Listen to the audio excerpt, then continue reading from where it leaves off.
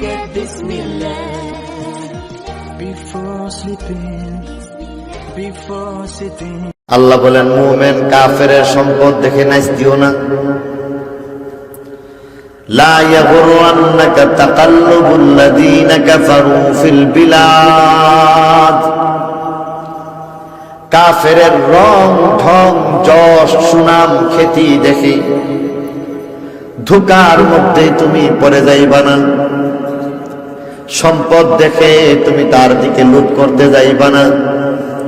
কাফেরের বড় বড় bank balance দেখতেছো, লম্বা লম্বা গাড়ি দেখতেছো, বাড়ি দেখতেছো, বড় বড় মেইল ফ্যাক্টরি দেখতেছো, ধোঁকার মধ্যে পড়বা না।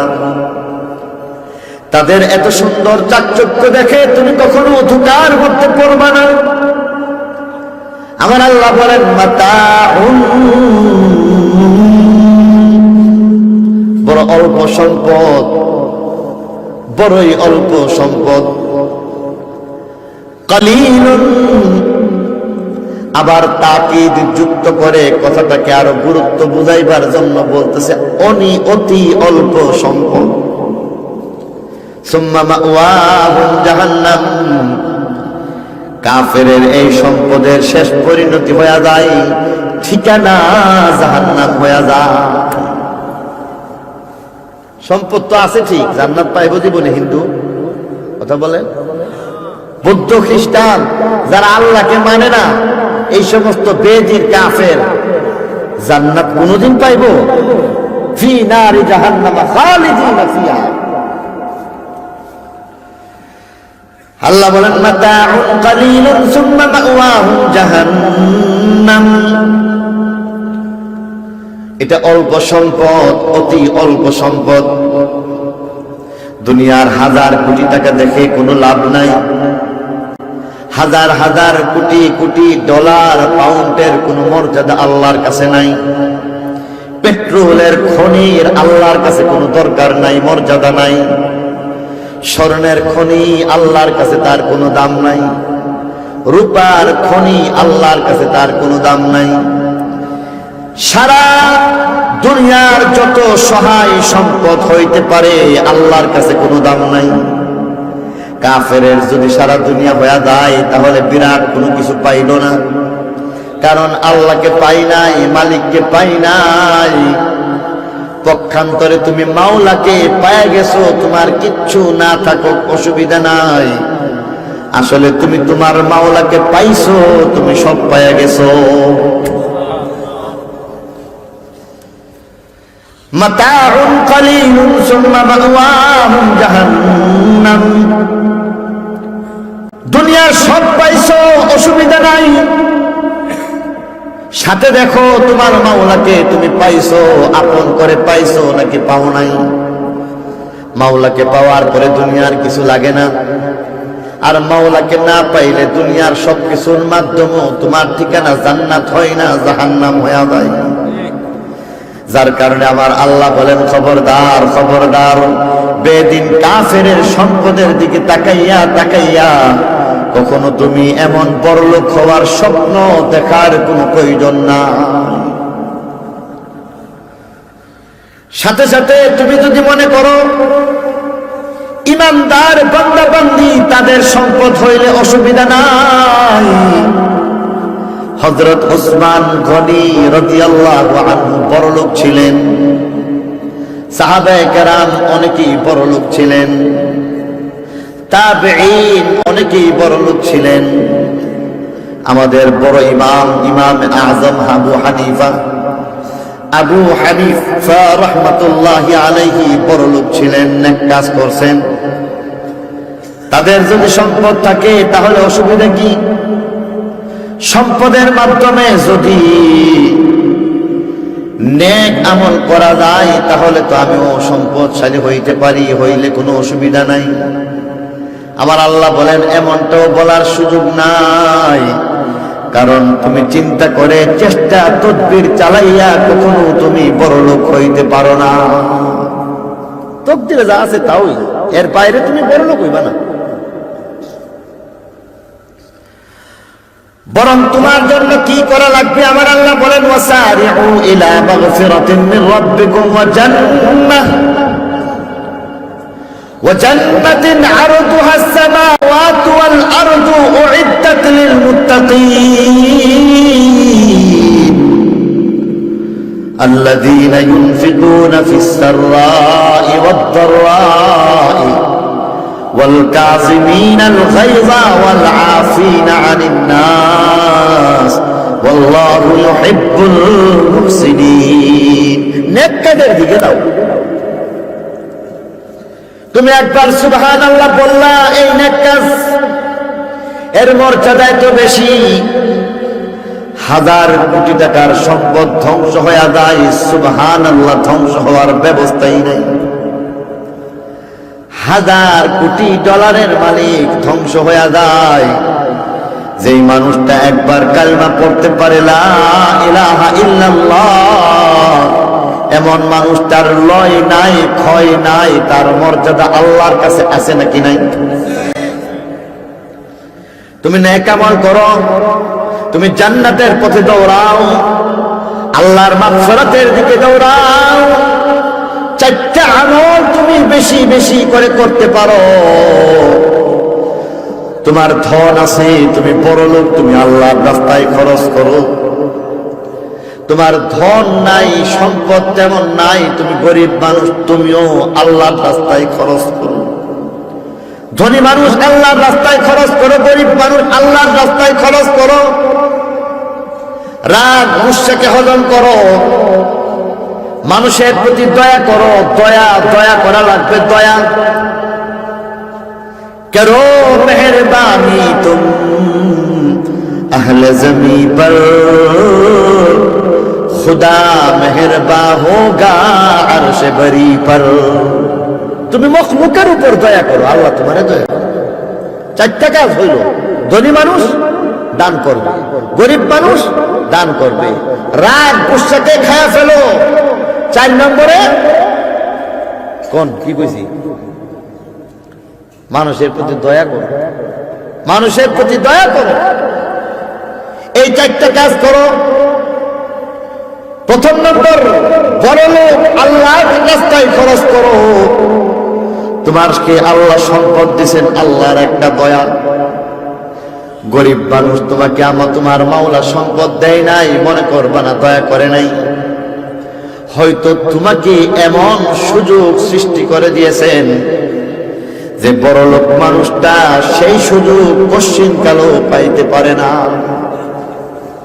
রাদিনা কিসমাতাল জাব্বার ফিনা লানা ইলমুন ওয়ালিল আ'দা'i মালু ফাইন্নাল মালা ইয়াফনা আন কারীবিন ওয়া ইন্নাল ইলমা ইয়াবকা লা ইয়াজালু আল্লাহর তাকসীম আছে যারা বড় লোক তাদেরকে সম্পদ দিছে যারা গরিব মানুষ তাদেরকে আল্লাহ নেক আমলের তৌফিক দিয়ে দিছে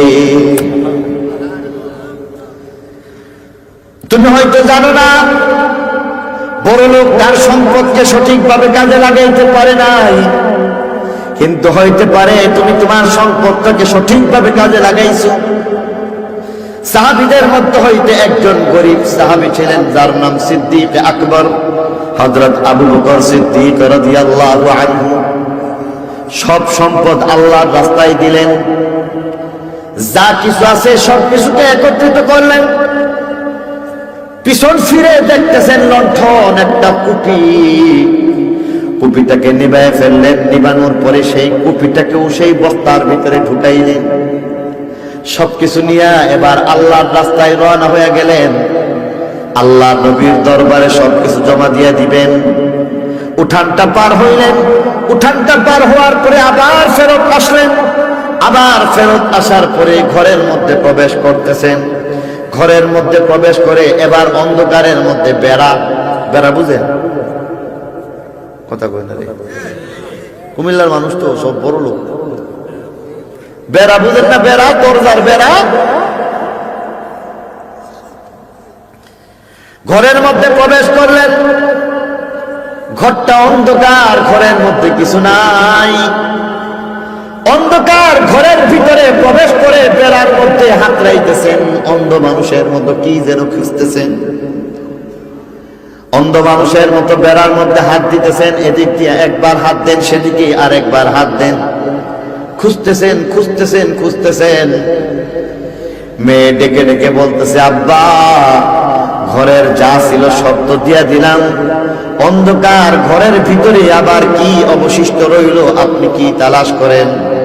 হযরত আবু বকর সিদ্দিক রাদিয়াল্লাহু তাআলা আনহু এবার বলতেছেন, মা সবকিছু আল্লাহর রাস্তায় দিয়ে দিছি, হঠাৎ মনে হইতেছে একটা সুই ছিল, ভাঙ্গা সুই, সবকিছু আল্লাহর রাস্তায় দিয়ে দিলাম, ভাবতেছি সুইটা ঘরের মধ্যে রাখবো না, সুইটাও আল্লাহকে দিয়ে দিব। এবারে না কেমন করতেছে, তুমি পারো তো সেদিকে করো, সেদিকে যাও। একদল মানুষ সম্পদকে কাজে লাগায় আল্লাহর জান্নাতের মালিক হয়ে যায়, একদল মানুষ সম্পদকে অনর্থক নষ্ট করতেছে, অন্যায় পথে ব্যয় করতেছে, আল্লাহকে নারাজ বানাই। রাজা প্রজা সকল যুগে এমনটাই পাওয়া যায়। উমাইয়া গোত্রীয় শাসক আব্দুল মালিক ইবনে মারওয়ান সম্পদের অপব্যবহার করেছে, ক্ষমতার অপব্যবহার করলো। আব্দুল মালিক ইবনে মারওয়ান ক্ষমতার অপব্যবহার করে আল্লাহকে নারাজ বানান, সম্পদের অপব্যবহার করে আল্লাহকে নারাজ বানান। কিতাবে লেখে 21 বছর পর্যন্ত দেশ চালাইলেন। 21 বছর দেশ চালাইবার পরে খলিফা উমাইয়া মৃত্যুবরণ করেন। খলিফা আব্দুল মালিক ইবনে মারওয়ানের জানাজা রেডি হয়ে গেছে, কবর রেডি হয়ে গেছে। জানাজার পরে আবার তাকে কবরে নামানো হইল। তদানীন্তন গভর্নর, তখনও তিনি খলিফাতুল মুসলিমিন হন নাই, গভর্নর হযরত উমর ইবনে আব্দুল আজিজ কবরের মধ্যে নামলেন। কবরে নেমে খলিফাতুল মুসলিমিন খলিফা আব্দুল মালিক ইবনে মারওয়ানের লাশটাকে রাখলেন। মনে মনে চিন্তা করতেছেন, শেষবারের মতো চাচার চেহারাটা দেখব। চাচার চেহারাটা দেখার জন্য কাফনটা খুললেন। খোলার পরে ভয় পায়া যান, কারণ আরবের মানুষ এত সুন্দর মানুষ, পাকা আমের মতো যার চেহারাটা এত সুন্দর, আজকে হঠাৎ তাকায় দেখে তার চেহারাটা হাবশি গোলামের চেহারার মতো কালো হয়ে গেছে। চেহারা কালো হয়ে গেছে, কেবলা থেকে সরে গেছে। তখন ছিলেন গভর্নর উমর ইবনে আব্দুল আজিজ, উমরে সানি যারে বলা হয়, হিজরি 2য় শতাব্দীর মানুষ, খ্রিস্টীয় 700 শতাব্দীর পরের কথা। ইনি আমাদের 2য় খলিফা নয়। হযরত উমর ইবনে আব্দুল আজিজ এবার একটা ধাক্কা খাইলেন। আপন চাচা, অপর দিক থেকে আপন শ্বশুর, কারণ তিনি খলিফা আব্দুল মালিক ইবনে মারওয়ানের মেয়েকে বিবাহ করেছেন, চাচাতো বোন বিবাহ করেছেন। চাচার লাশটা দেখলেন, ভয় পেয়ে গেলেন। মনে মনে বুঝতেছেন হয়তো আল্লাহ নারাজ, তা না হইলে চেহারাটা এমন করে কালো হইতে পারে না। ক্ষমতার মধ্যে এবার বসলেন সুলাইমান, নিজের ছেলে সুলাইমান ক্ষমতার মসনদে বসলেন। ক্ষমতার মসনদে সুলাইমান বসলেন, মাত্র 9 মাস দেশ চালাইলেন। 9 মাস পরে মৃত্যুবরণ করেন। সুলাইমান মৃত্যুবরণ করলেন, দেশ চালাইলেন মাত্র 9 মাস। তার বাবা আব্দুল মালিক ইবনে মারওয়ান 21 বছর দেশ চালাইলেন। কিতাবের মধ্যে লেখে, কবরে যখন রাখা হইল, কবরটা কাঁপতেছে, ভূমিকম্পের মতো কাঁপে। কবরে কম্পন শুরু হয়ে যায়। তদানীন্তন গভর্নর হযরত উমর ইবনে আব্দুল আজিজ বলতেছেন, তাড়াতাড়ি লাশটা থামাও, তাড়াতাড়ি লাশটা কি তুমি দাফন করে দিবা। লাশ দাফন করে তাড়াতাড়ি উঠে আসলেন। ক্ষমতার মসনদের মধ্যে এবার বসলেন সুলাইমানের ভাই আব্দুল মালিক ইবনে মারওয়ানের ছেলে, 2য় ছেলে, যার নাম ওলীদ, যার শাসন ক্ষমতা চলাকালীন সময়ের মধ্যে মুহাম্মদ বিন কাসেম মাত্র 17 বছর বয়সের মধ্যে উপমহাদেশের মধ্যে সিন্ধু বিজয় করেন, রাজা দাহিরের কিল্লার মধ্যে কালেমা খচিত পতাকা উড়াইয়া দিলে। মুহাম্মদ বিন কাসেম ক্ষমতার মস্তদে ওয়ালিদ 10 বছর দেশ চালাইলেন। 10 বছর দেশ চালানোর পরে আবার তার মৃত্যু হয়ে গেছে। কেননা প্রত্যেকটা মানুষের মৃত্যু আছে নাকি নাই? কুল্লু নাফসিন যায়িকাতুল মাউত। রাজার মৃত্যু আছে, প্রজার মৃত্যু আছে। 10 বছরের ইতিহাস শেষ হয়ে গেল, সমাপ্ত হয়ে যায়। খলিফা ওয়ালিদ তার লাশ সামনে হাজির হয়ে গেছে, জানাজা হয়ে গেছে, এবার কবরে নিয়ে যায়। তদানীন্তন গভর্নর উমর ইবনে আব্দুল আজিজ ভাবতেছেন, খলিফা ওয়ালিদের লাশটা আমি নিজে নামাইব, কবরে নামাইব। আর মনে মনে চিন্তা করতেছেন, আগের 2টা লাশ দেখছি, এই লাশটাও দেখব। তাদের চেহারা দেখলাম, অবস্থাটা দেখলাম, ওয়ালিদের অবস্থাটাও দেখতে চাই। ওয়ালিদকে এবার কবরের মধ্যে নামাইলেন। খলিফা ওয়ালিদকে কবরে নামাইবার পরে কাফনটাকে সামান্য খুললেন। তাকে আল্লাহ ভয় পায়া যায়, লাফ দিয়ে কবর থেকে উঠে যায়। কারণ বাবার চেহারার মতো তার লাশটাও, চেহারাটাও কালো হয়ে গেছে এবং কেবলা থেকে মুখটা বারবার সরে যায়। হযরত উমর ইবনে আব্দুল আজিজ বুঝতেছেন আল্লাহ নারাজ। এতদিন তার বিলাসী জীবন যাপন চলত। খলিফা ওয়ালিদ যখন তিনি খলিফা, উমর ইবনে আব্দুল আজিজ তখন গভর্নর।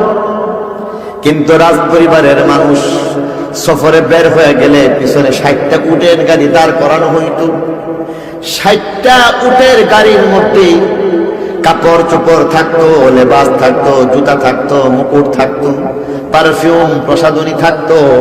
ঘন্টায় ঘন্টায় মুকুটের পরিবর্তন হইতো, জামার পরিবর্তন হইতো, ঘন্টায় ঘন্টায় তার জুতার পরিবর্তন হয়ে যাইত।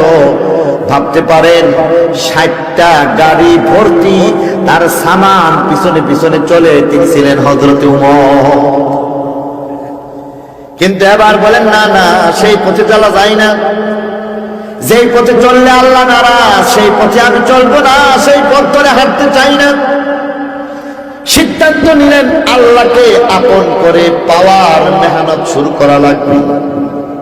মনে মনে ভাবতেছেন, আমি আল্লাহকে পাইতে চাই, জীবনের বিনিময়ে আল্লাহকে পাইতে চাই, সমস্ত সম্পদকে আমি আল্লাহর রাস্তায় ওয়াকফ করে দিব।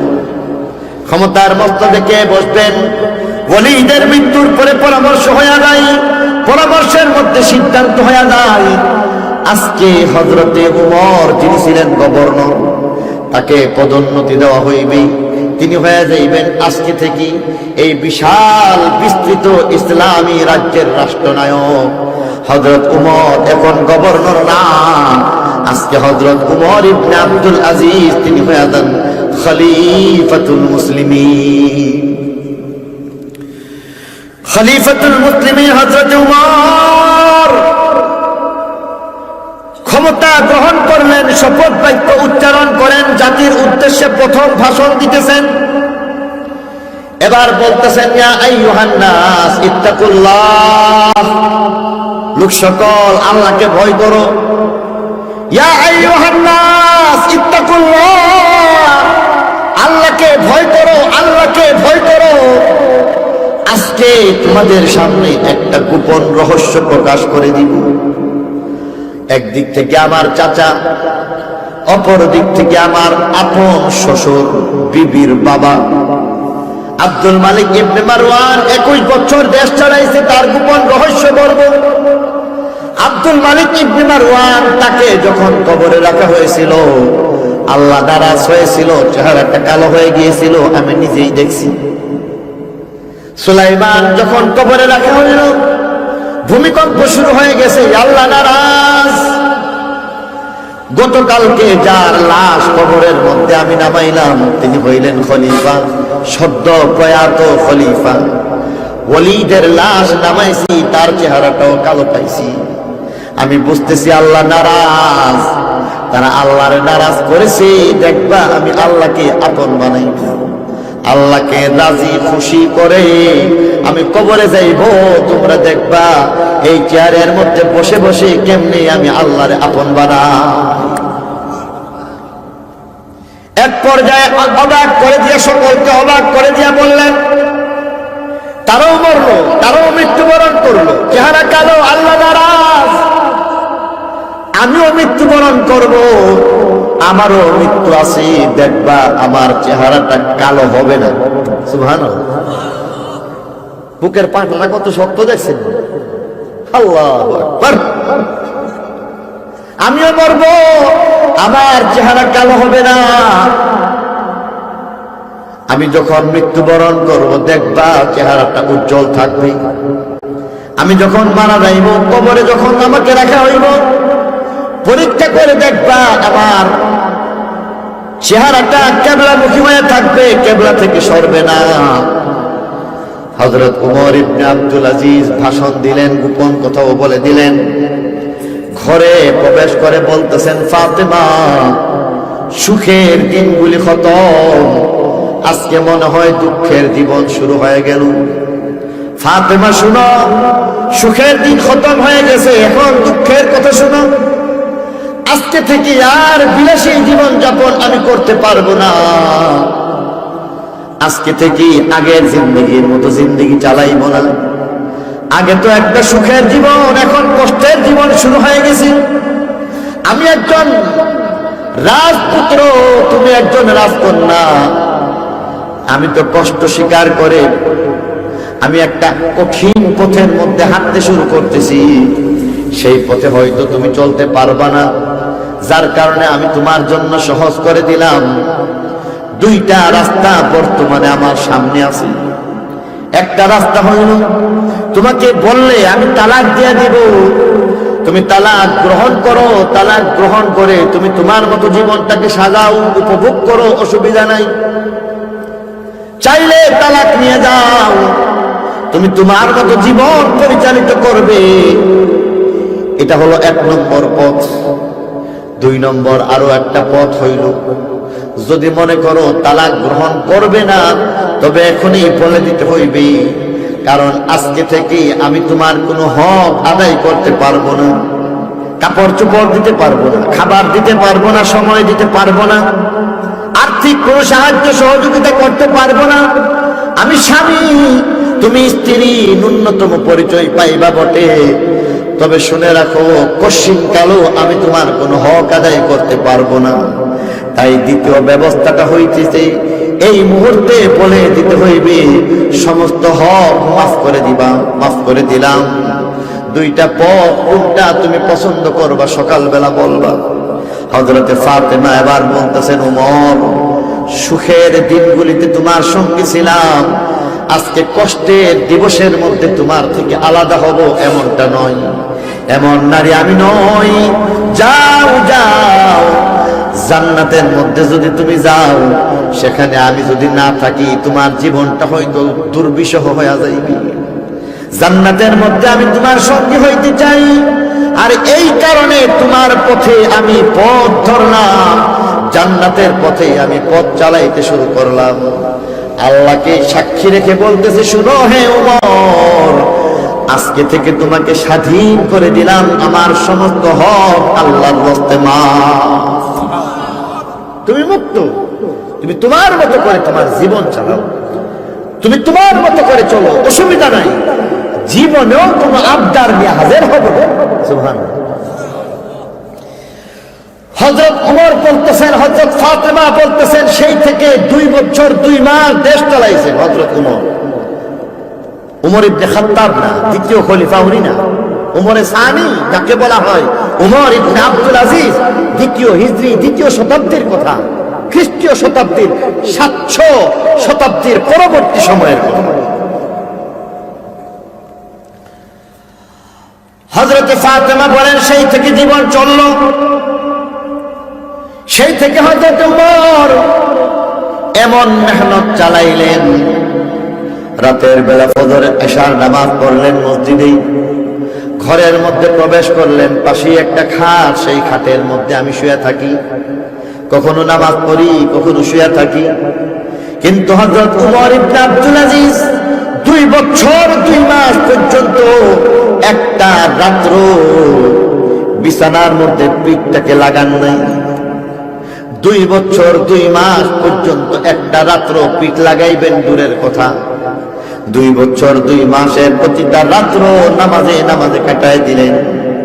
কখনো কান্নার মাধ্যমে কাটায় দিলেন, কখনো সিজদার মাধ্যমে কাটায় দিলেন, কখনো কুরআন তেলাওয়াতের মাধ্যমে কাটায় দিলেন। যখন তিনি কাঁদতেন, বাচ্চার মতো কাঁদতেন। তার কান্না দেখলে দয়া লাগতো, তার কান্নার কারণে অন্য মানুষ, বাচ্চারা পর্যন্ত কান্না জুড়ায় দিত। কান্না করতে করতে এক পর্যায়ে বেহুশ হইয়া মাটিতে লুটাইয়া পড়তেন। তাহাজ্জুদ পর্যন্ত এমন করে চলতো। ফজরের নামাজ হইয়া যাইত, ফজরের পরে ইশরাক, ইশরাকের পরে আবার জনগণের দায়িত্ব পালনে ব্যস্ত হইয়া যায়। হযরত ফাতেমা বলেন, এই দীর্ঘ 2 বছর 2 মাস যিনি ছিলেন খলিফা, রাষ্ট্রনায়ক হযরত উমরের এই 2 বছর 2 মাসের জিন্দেগির মধ্যে একবারের জন্য তার উপরে গোসল ফরজ হয় নাই, কোন ধরনের গোসলের কোনো প্রয়োজন পড়ে না। সুন্নত হিসাবে গোসল করছে, এটা ঠিক আছে, কিন্তু তার উপর গোসল ফরজ ছিল না, একবারের জন্য। ভাবতে পারেন, এক গরে ইসলামাই থাকছে। হযরত উমর এবার বলতেছেন, ফাতেমা, আমার সমস্ত সম্পদ উঠানের মধ্যে রাখো। সব সম্পদ আজকে উঠানের মধ্যে রাখলেন। ডেকে ডেকে বলতেছেন, ফাতেমা, আমার কাপড় চোপড় অনেক, যত কাপড় চোপড় হইতে পারে সব কয়টা কাপড় বাইরে রাখো। ফাতেমা, আমার সমস্ত মুকুটগুলিকে উঠানের মধ্যে রাখো। যেই মুকুট ঘন্টায় ঘন্টায় পরিবর্তন হয়ে যায় বাইরে রাখো। যেই জুতা জোড়া ঘন্টায় ঘন্টায় পরিবর্তন হয়ে যায়, আজকে সমস্ত সম্পদ, সমস্ত জুতা জোড়া বাইরে রাখো। সব সম্পদের পরে আবার বলতেছেন, ফাতেমা, আমার ছেলেদের মেয়েদের পার্সোনাল কিছু সম্পদ আছে, সমস্ত সম্পদ আজকে উঠানের মধ্যে রাখো।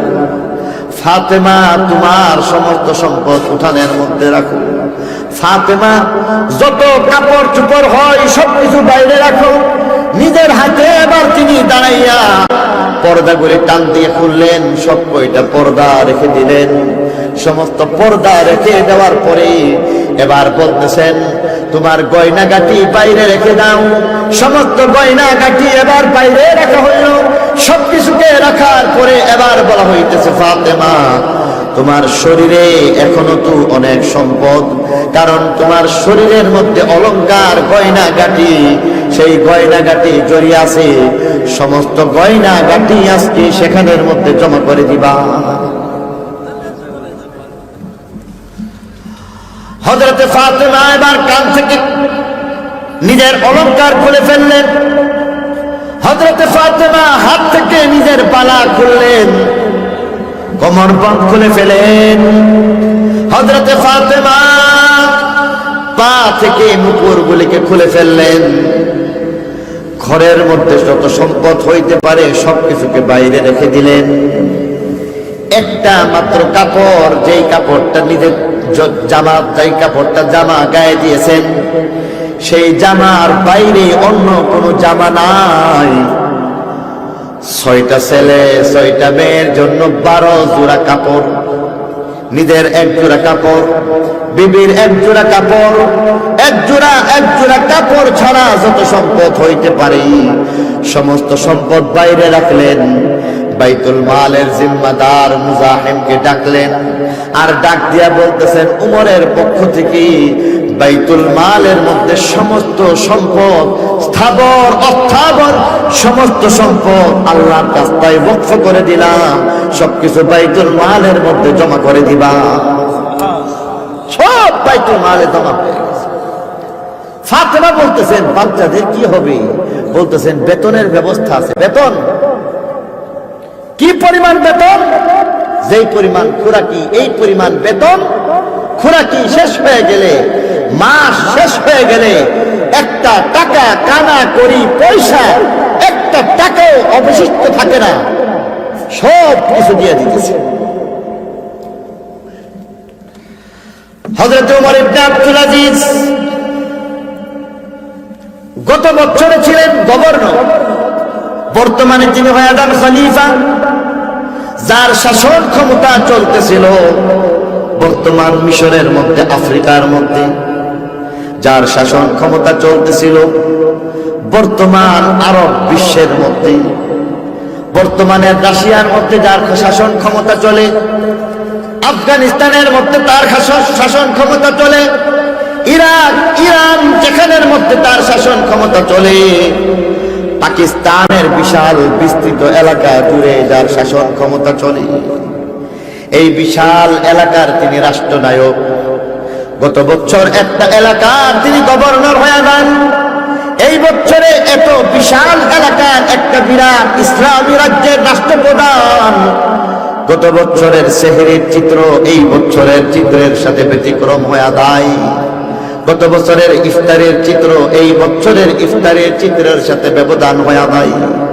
গত বছর তিনি যেমন হাজার রকম খাবারের ব্যবস্থার মাধ্যমে সেহরির ব্যবস্থা করেছেন, আর এই বছরে হাজার রকম খাবারের ব্যবস্থা হয় না, মাত্র একটা খেজুরের দ্বারা সেহরি, একটা খেজুরের দ্বারা ইফতার। 14 জনের পরিবারের জন্য 14টা খেজুর, এটা হয়ে গেল ইফতার। 14 জনের পরিবারের জন্য 14টা খেজুর, এটাই হয়ে যাইতেছে সেহরি, তার মাধ্যমে জিন্দেগি শুরু হয়ে যায়।